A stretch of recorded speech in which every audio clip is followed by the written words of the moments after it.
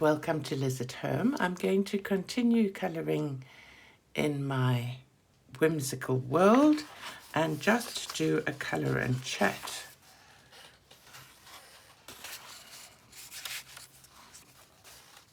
So I've got the same pencils around, and I think I'm going to do the bark of the tree next. Or maybe I'll do the bark of the tree. Let's see what's in these. That's a nice brown.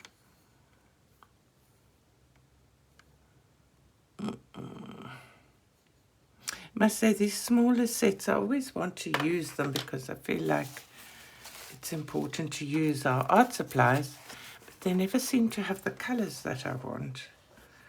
I suppose I should unbox all of these into a pencil case, and I'd see better. So with the scorpion one, that's probably a good one to use with it. I think I'm going to do the whole bark with the pale colour, and then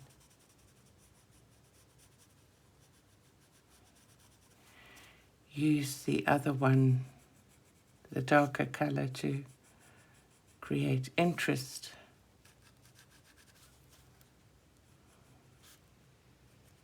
Do any of you use your Black Widow pencils? Have you got them? Do you like them? How do you always end up turning to your Prismacolor or your Polychromos, or do you also try to sort of use all your pencils? We all enjoy buying them so much, don't we? I know I do. There's something so spectacular about buying new coloured pencils. Sure, it must go back to being a kid. Although, I mean, I gave colour pencils to my one grandchild for Christmas one year, and I don't think he was wildly impressed. I think he would have preferred a computer game or something.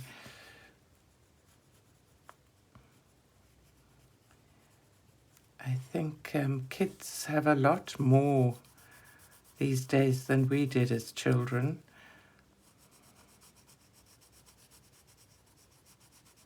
I went to a play festival the other evening. It was at the high school that I used to teach at, and one of the schools, it was sort of one-act plays done by high school children, and one of the plays was about, I think it was written by the kids as well, about how we react to children and their cell phones and their mobile phones and everything. And there was a lot of comparison going on about, you know, how we as older adults are always moaning about them being on their phones and not communicating, etc., etc. But if they watch movies or anything going back to when we were kids, we either had our noses in a book or a comic book, or we were outside roller skating, or whatever we happened to be doing. For me, I was rushing down to the beach. That was my place that I loved to spend time. And we also weren't really chatting to our parents or anything. So, and I must admit, I can remember in South Africa, way back in the times of apartheid, I'm not sure if it was why it happened actually, but we weren't allowed to get TVs when the rest of the world had television sets. We didn't have TVs yet. So I grew up without any television or anything. And I'm not sure if it's because we were, I can't even think what the word is when countries aren't allowed to give things to a country because they don't like what they're doing. But I can remember we would sit down at the dinner table, and my mom, just like with the TV set, she had her favorite serials on the radio, and she used to just insist that we put the radio on and listen to her story because she didn't want to miss it. So I suppose it's the same as TV, you know, really. Each generation has its thing, doesn't it? I'm going to just sharpen this.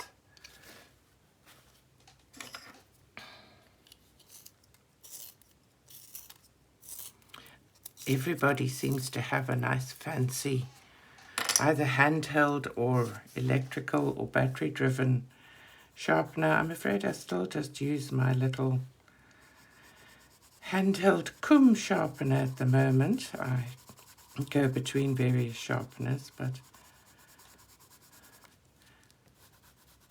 that is what I end up using, and it works fine for me.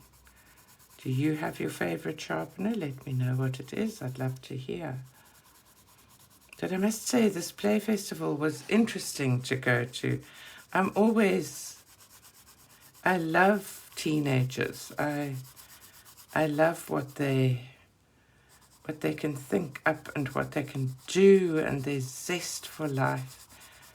They really are amazing. But they chat to you and you feel like they're so adult and so mature and everything, and the next minute they're in floods of tears about something because their emotions and their hormones are all over the show. So then you all of a sudden realize, oops, no, this is only 15.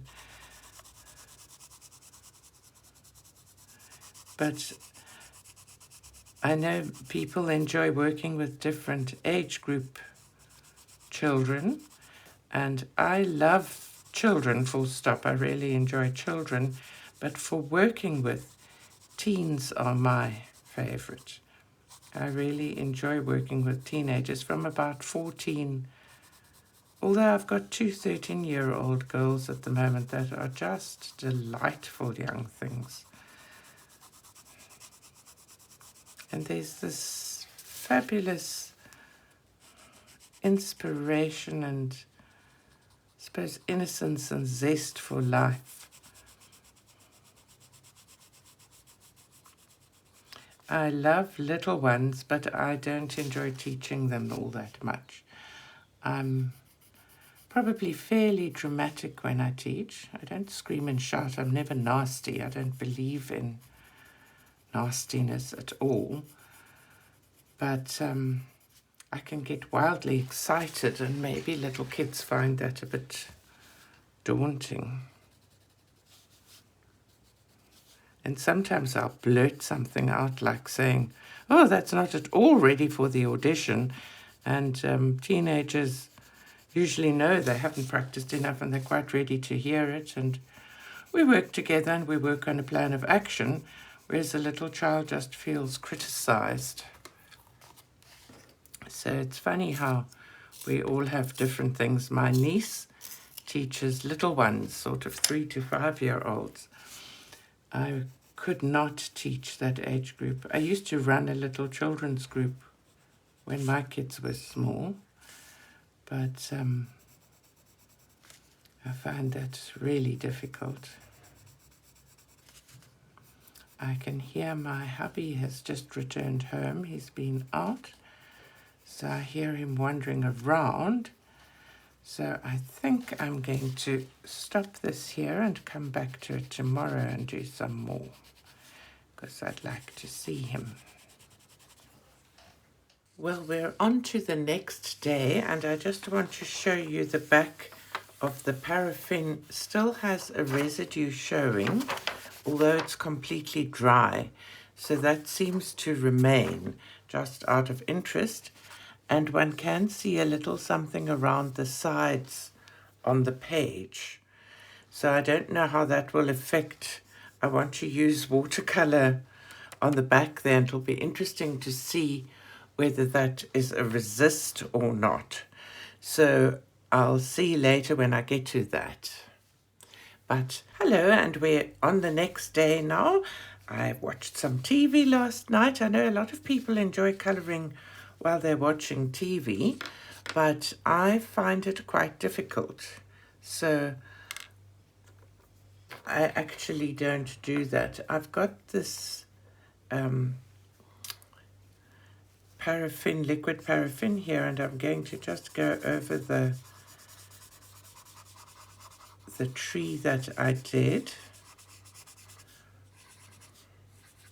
using this to blend it a bit, and then I'm going to do some darker shading out of interest.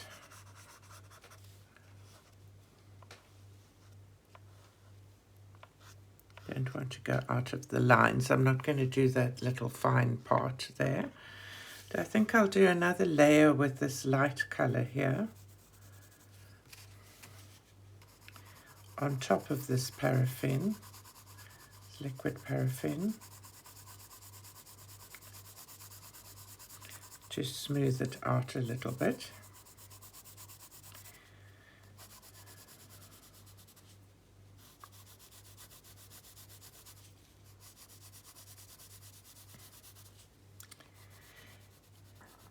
So today is actually Sunday, 22nd of October, and we're building up to Halloween, I suppose. I'd love to know, I'd love it if you left me a comment and told me about whether you celebrate Halloween, whether you enjoy it, whether you have memories as a kid of dressing up and going trick-or-treating and things like that. These are all things that I've seen on TV but never personally experienced. In South Africa, it's really not a big thing. Recently, because of TV and because the world has got smaller and we all seem to enjoy each other's traditions in different countries, some kids have tried trick-or-treating, but it's not really safe in our country to wander around the streets at night, so we don't get it very often. The stores, our shops, do try to sell lots of sweeties at this time of year. So I don't know if maybe the schools sort of have some Halloween things, but me personally, it's not something I've ever done. So I've always been fascinated. As a little kid, I used to love the Harvey comics, like Little Dot Dot Land and Casper the Friendly Ghost and Wendy the Good Little Witch and Little Lotta, all of that lot. Did any of you guys read those, or am I just so much older than everybody else? But I loved them, and there was always a lot about Halloween in those, and I used to wonder about it as a child and wonder what it would be like.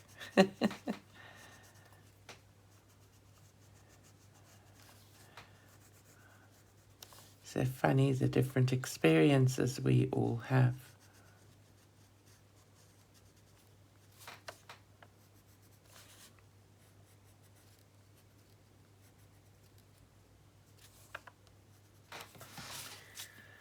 So that has smoothed that out quite well, and I didn't use as much, so it's not quite as much as there was on my little pink owl, but worried about that spread there. It's going to be interesting when I get onto the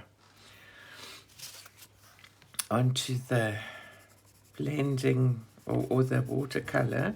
This color that I'm using now is called Chestnut, and it is a Cobra pencil.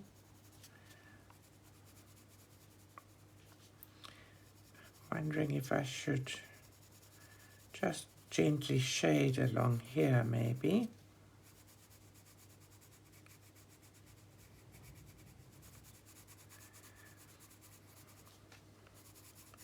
I was trying to decide what I should paint for my Watercolor Wednesday, and I think I'm going to paint pumpkin.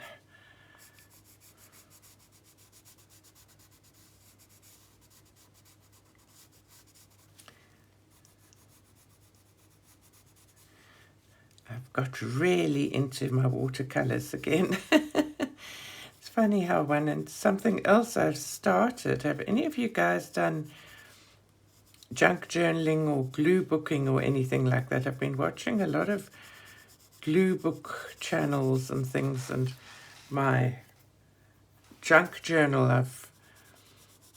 My art journal slash junk journal slash glue book. I've been doing some collages on, just for fun. I think once you start anything in the slightly art line, you get kind of drawn into all things like that. They really do bring a lot of joy. Something that I found personally since starting to color is how my eyes have kind of opened to seeing what's around me and to nature. It's I see things like when we're going for a drive, I see colors and I see shadows and all sorts of things like that that I never used to even notice. Oops, I dropped some paraffin there.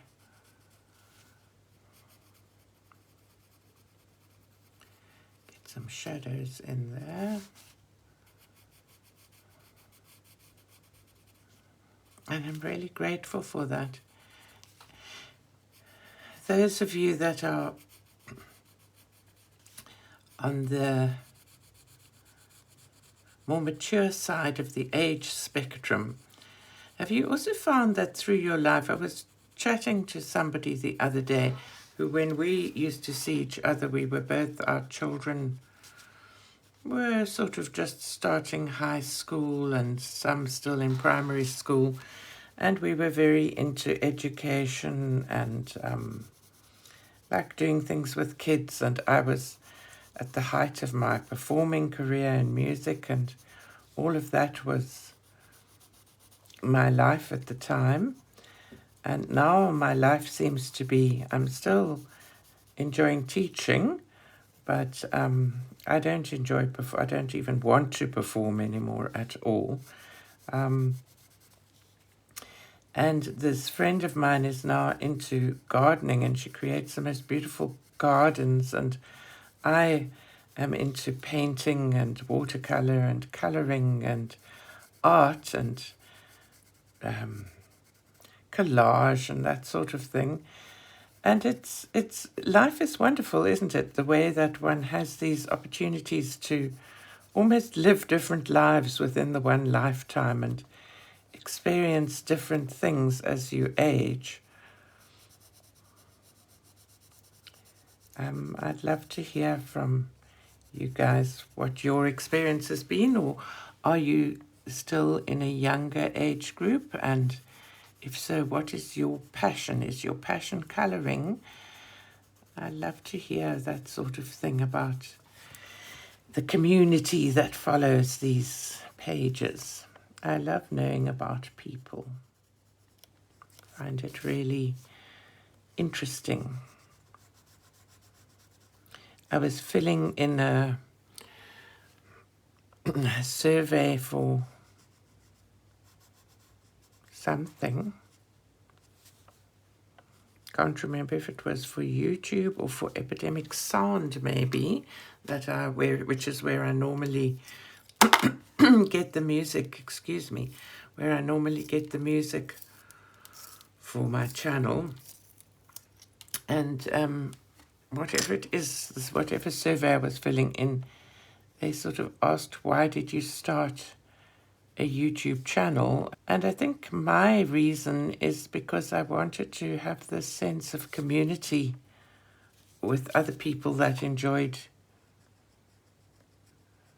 doing what I do. This has gone completely out of the lines. My eyes are not in focus.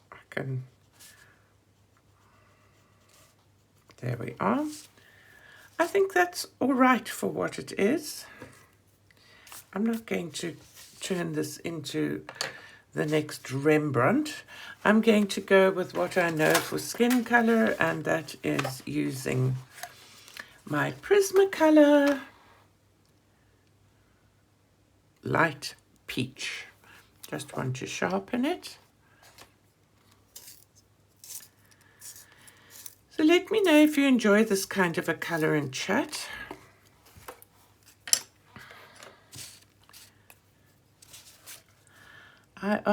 it's one of the things, I enjoy having a YouTube channel very much.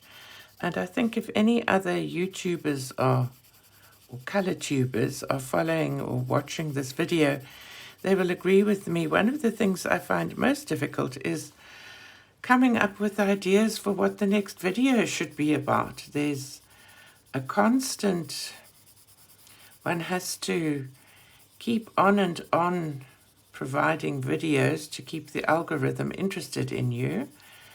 And it's sort of sometimes quite tricky to decide what on earth to make a video on. So I'd love to know if other color tubers also feel like that, or if you have a non-stop idea of what you're going to do. I must say Prismacolors are something special, aren't they? Because I don't really need anything to blend this out. I'm going to go the other way. And then I'm going to get a darker peach, which I had here. This was Deco Peach, which was the same color that's in the owl, which I think might be a good idea because it will blend my little fairy a little bit into the owl. Just want to do some shading around the side of our face.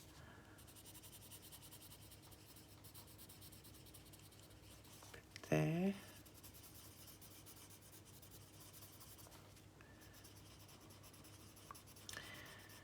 I always go quiet as I colour.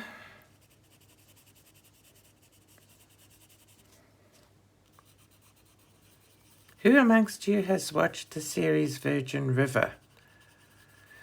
I'm now on a binge of reading the author's books.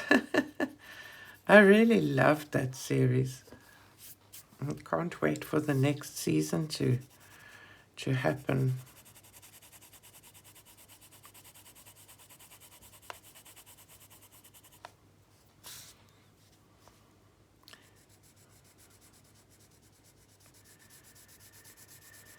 So I wonder what colour I should make this moon. Should I make it a sort of a purple moon or a silver moon?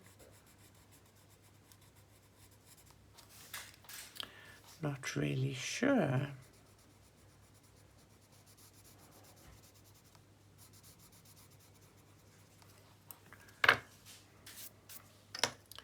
I think, though, that I should possibly do that next, because I can then colour over bits that are a problem if I go over our fairy. Marley Harrison's illustrations are so pretty, aren't they? I haven't done one of hers, I haven't coloured one of hers in ages, but I love this image. I think it's so cute. I must say, I love buying pencils and things, but when I colour with Prismacolors, I wonder why on earth I even ever try anything else. Just need to sharpen this again and blend out this face a bit more.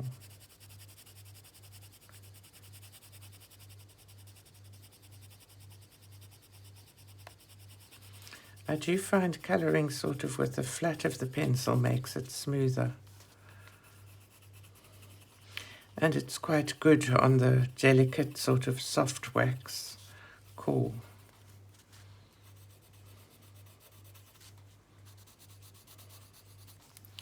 There we are. So I'm going to go and get my watercolors and see what happens over here. I think you would all like to see that as well. So I have my paper towel, my jar of water, size 6 round brush, and now I'm trying to decide on a color. I'm either going to use this GSY Art Handmade Watercolors, which I actually bought on Amazon. This little set, I'll link it below in case you're interested. I'm either going to use this blue silver. In a way, I also quite like that duochrome violet pearl. It needs more water.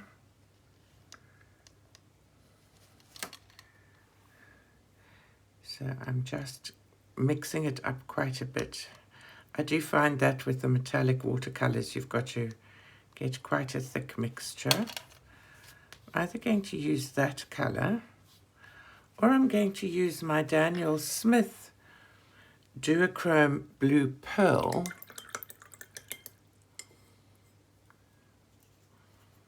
which is a gorgeous color. I must say Daniel Smith paints are just amazing. Made that too watery.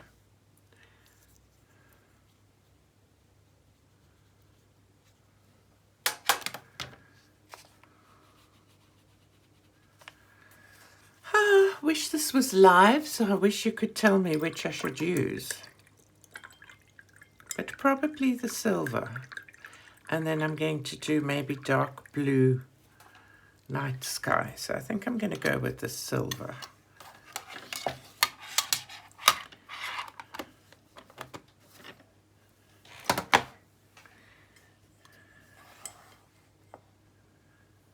I'm going to put my palette here.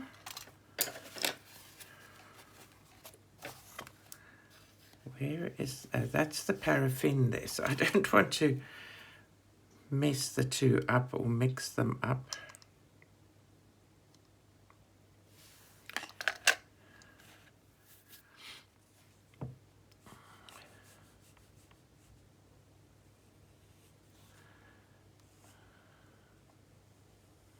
So I'm just going to paint this. Maybe too watery. I don't want the palette there.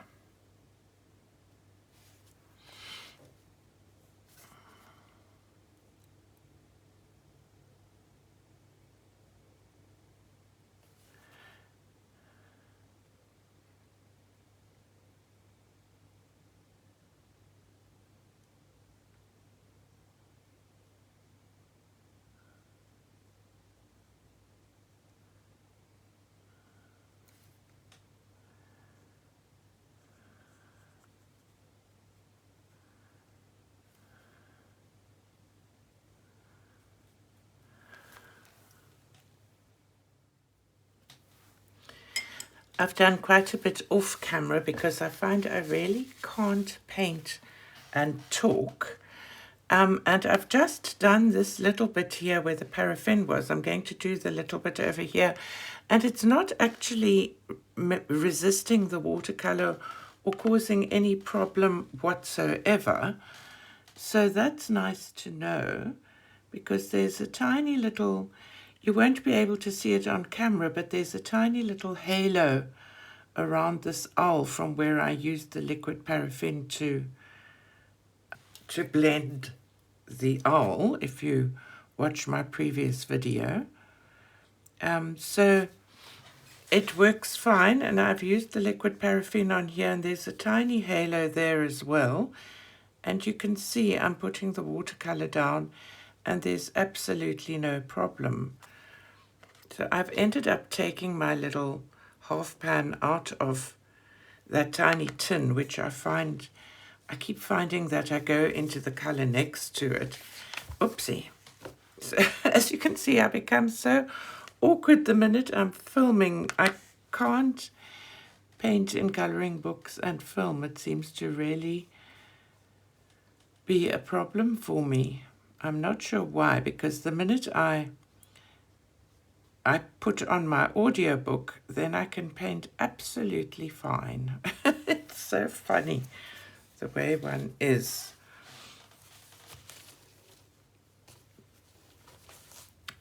All right, so I'm just going to do a little bit more here. I wanted to show you the consistency, this, I hope you can see this. Maybe if I put it on this little palette.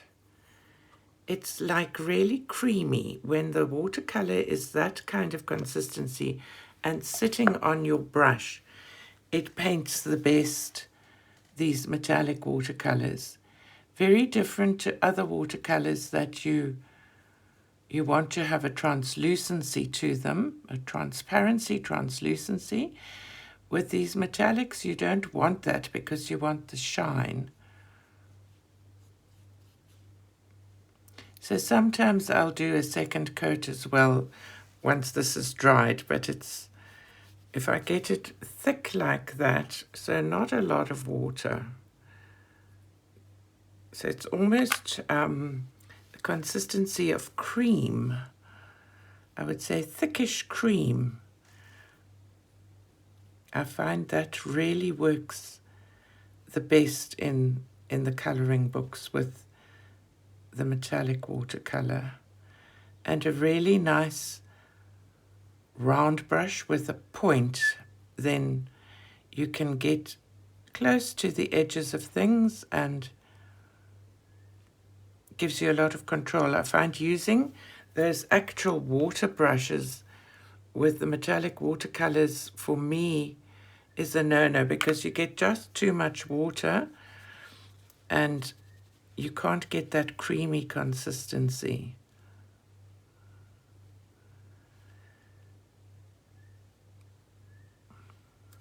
I think brush control, though, is something that one really needs practice with. One really needs to do watercolors, to play with your watercolors, not always in a coloring book. Even if you don't feel like investing a lot of money on good watercolor paper, I would at least get sort of mixed media paper or something of that nature and do little brush control exercises. If you're interested in something like that, let me know and I'll add it to one of my Watercolor Wednesday videos.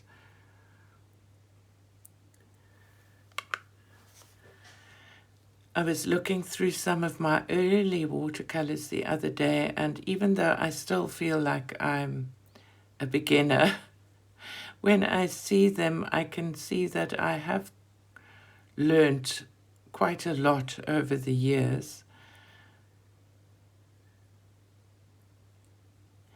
Everything really amounts to practice. I think to be a real artist requires talent, and I don't think I will ever be that. But I think I'm reaching a stage where I can have such fun with my painting and stuff and really enjoy what I'm creating. I don't think I'll ever sell my paintings. I don't think it will ever get to that. But I am going to be earning a little income from YouTube, and that is helping the pension a bit. So, you know, there are ways that one can grow. I don't earn very much from YouTube at all. I only get paid roughly every 6 months.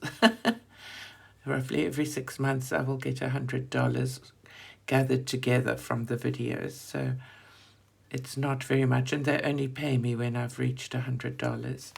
But it's something. So if you think starting a YouTube channel in coloring or art, unless you're a brilliant artist, and if you think that's a way to earn a lot of money, then it's not really. It's something that I think most of us, and if you're another color tuber, let me know how you feel about it. But I think most of us do it for the sense of community and for the joy of sharing. I did it because I'm not always very good at what I do, and because of years of being on stage and often like having to do comedy roles or just getting used to in rehearsal having people laugh at you for making mistakes and stuff. sometimes nastily, sometimes not nastily. I've got used to putting myself out there, and I try to know that that's not who I am. I am more than what I do.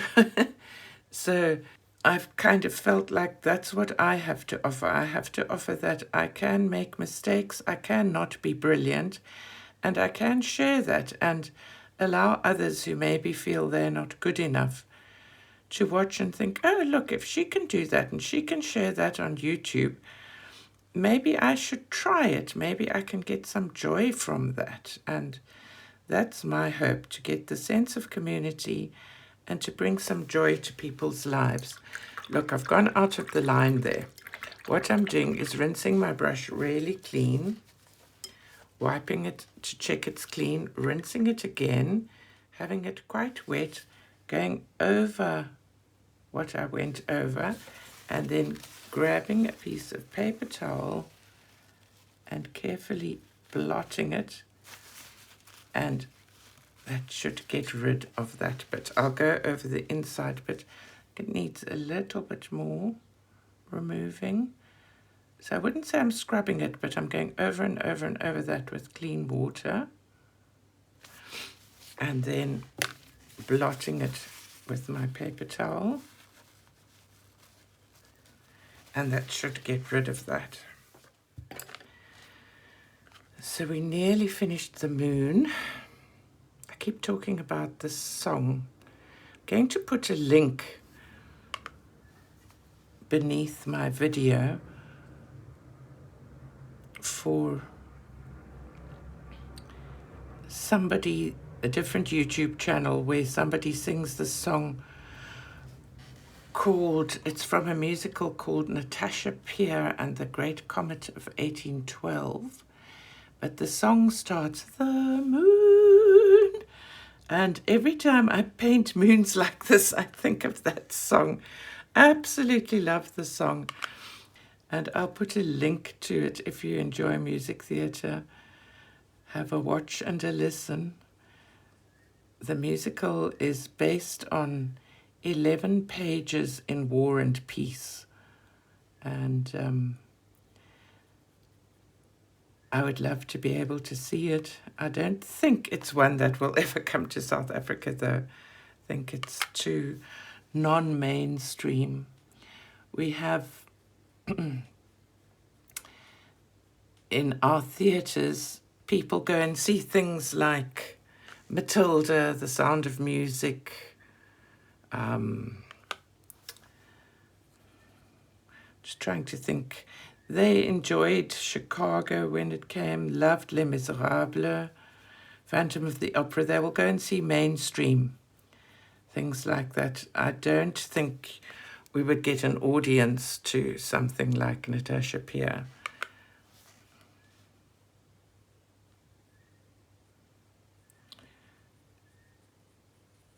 There's that done. I mean, case in point, sorry, I'm laughing now.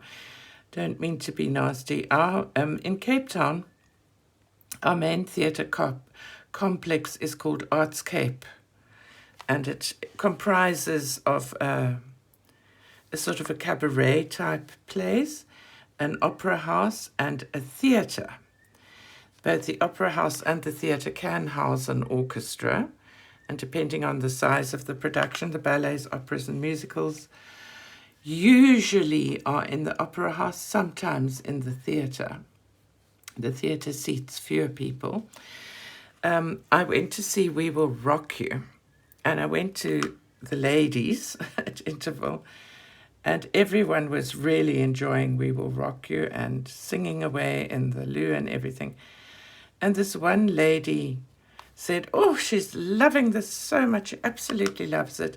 She saw the advert, and she bought it, and she followed Google Maps to get there, but she doesn't even know where she actually is. What is this place called? Now, the place has existed. It used to be called the Nikamelan Opera House, but then after our country got rid of apartheid and became I'll put in inverted commas normal or more moral or whatever the words are. I don't like to talk politically at all. A lot of the names of places were changed that had been named in the apartheid era, so then it became known as Artscape Theatre or Artscape Opera House or Artscape whatever. So I said to her, you're in the Artscape theatre complex, and what are you busy watching? Are you watching We Will Rock You? And she said, yes. So I said, well, that means you're in the Artscape Opera House. Me, I'm in an opera house. Am I in an opera house? And she was over the moon with excitement that she was in an opera house and hadn't even realized. So I've always found that sort of hilarious. So I just thought I'd share that. This beginning part where I had not got the creamy consistency I wanted from the paint yet is a bit ratty, so I'm going to try going over that again. I might have to wait for the whole thing to dry to get that fully done. But the moon is all painted. I think I will do touch-ups once it's all dry. I think the moon's going to look good. Rinsing my brush. And I think I've talked myself dry, so I'm leaving this at this stage. Can you see some of the shine? I think that's showing it. There we are. Oh, I like that. Hope that's showing. And I'll finish this off camera, and you'll see what it looks like when I do my completed pages at the end of the month. So I hope you've enjoyed the video. And as you can see, let me turn the page. There's still the little halo on the back from the paraffin of the pink owl, but it has really not impacted the watercolor. And I must say, I love it as a blending method, so I'm definitely going to use it again. I know this was the previous video, but I'm sort of still involving it in this video. Thank you very much for watching, and have a great week and weekend. Bye-bye now.